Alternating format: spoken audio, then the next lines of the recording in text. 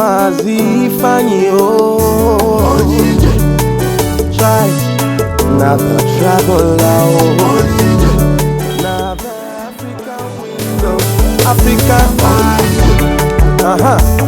Onye-Ije many countries Igbo ekene m unu ebe ọ na-akpọtụ tata bụ na obodo United Arab Emirates ya bụ na Dubai. Tata wee bụrụ abalị nke iri abụọ n'ime ọnwa Novemba afọ 2019. Mazi Ifeanyi dey visit obodo Igbo. Ifeanyi nọ bụ mmemme ndị Anambra Patriotic Forum ndị nke bi n'obodo Dubai. Ha na-eme 10th year anniversary ya bụ mmemme iji gosi na fa agba n'afọ iri. Ha sị na nwa gbara afọ iri abụrụzi obele nwa. Ị na-anya efu ka ha ji ife gbasara egwuregwu asọmpi iji wee gosi na anyị chọọ ife gbasara arụ ike dị oke mkpa.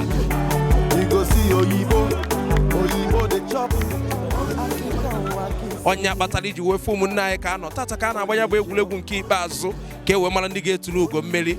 Ka o si gbatakwuru bụ na nwanne echi na-abịa ga-abụ 22nd abalị nke iri abụọ na abụọ ka a ga-akụzi ngazi n'eze wee mee nnukwute mmemme ga-abụ emesịa n'obodo a ma na ndị Anambra nọ.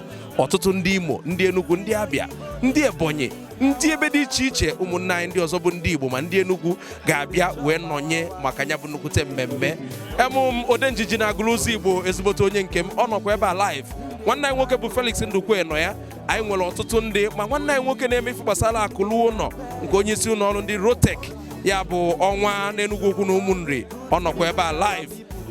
Onwerokwa n'ife ọzọ na-abụrụ ka a ga-esi wee tụọ alụ maka ọdịmma nke ndị Anambra nakwa ụmụ Igbo bi n'obodo Dubai. Anyị ka ga na-ewetara unu ka o si aga.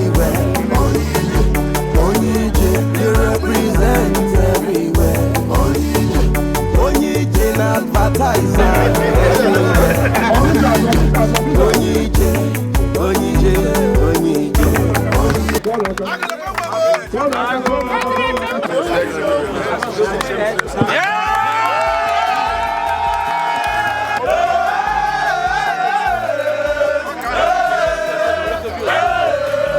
Ife ọbụla nwere bido na onwere gịnị ndị n'ọchị ndị gịnị ife dị mma obi aṅụrị ka anyị na-enwere n'obodo United Arab Emirates. Ị na-anya n'afọ ụmụnne anyị ndị a na-akpọ ndị Samba maka a sị na egbusi akparakpa eme gịnị awụsara onye nwe ubi ya bụra ya bụ egwuregwu amalitere kamgbe tata ka na-eweta n'isi njedebe. Anyị chọrọ ịma ka obi dị ụnụ. Anyị ezidoga isi mere ite anụnwa sibe ite ndị ọzọ na-esi anya na-esi ha na-esi anya na-esi at the end of the day nke anyị budo ụzọ ghe maka na anyị ala mabụrụ ife ụmụazị because anyị mere ka anyị ghọta na onye na-achụrụ aja bụ oke mmụọ so iwe Chukwu anyị bukwu bọọsụ wee bịa gaala ha ma ọ ka anyị si kwado ha ma ọ ka anyị si kwado. Anyị bidoro atụmatụ a last year agba the march anyị nwa bụkwa ndị buru the cup. Unu ebughị mbụ ya o wee ru this year atụkwa arụrụ sila anyị agba the ball.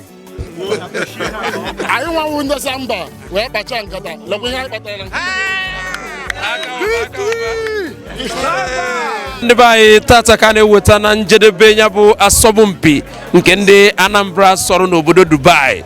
Onye isi ndị Anambra State Patriotic Forum enwe na Dubai bụ nwanne anyị nwoke onye amara ama bụ Francis Osakwe bụ onye nọ n'akụkụ. Anyị chọrọ ịma ka obi dị n'ife ameleba taa. Nwanne ị na-anya today my brother ọpat ya today uso obi aṅụrị this league anyị bidoro last year nke ahụ the second year anyị na-agba and after this year anyị ka apụpụtara next year unu anya na-efu na ndị mmadụ jụrụ eju ọ dị ka ebe a na-agba World Cup nwanne m ejide anya wee fụ na so ka ediri Chineke mfat ya ana m ekwusị na onye ọbụla nọ ọnụ ma ebe o bilọngụrụ ma ife ọ na-eme and ị na-ebido ife atụ n'ụjọ ibido ha ya ebido wute eziokwu na mpụta nke Chineke ọ ga-aga ọfụma. Today Anambra setikwana a target Anambra wee peseta he setpara history again. Ị na-anya fụ na abịa kiri anyị today agba bọọtụ anyị round up the Anambra League today ka emere match ndị buru the trophy so obi ụsọ aṅụrị ana m ekene unu hinne na-ekele ndị na-ebịala ebe a na-asị na udo ga-achị na ndụ anyị n'aha Jizọs. Amen. Anambra kelenu abụrụla m onye ụwa ọma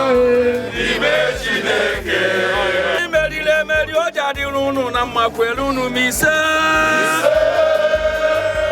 unu malụkwa mmalụ ndị na-emeri tata va mewewo m okwu na o ji erurube chi maka ekebe wee kechaa onye kelụna ọ bụ na onye kelụna ọ na-alụ orie nke o kelụna olu echi onye ọzọ olulu aka na o kelụna onye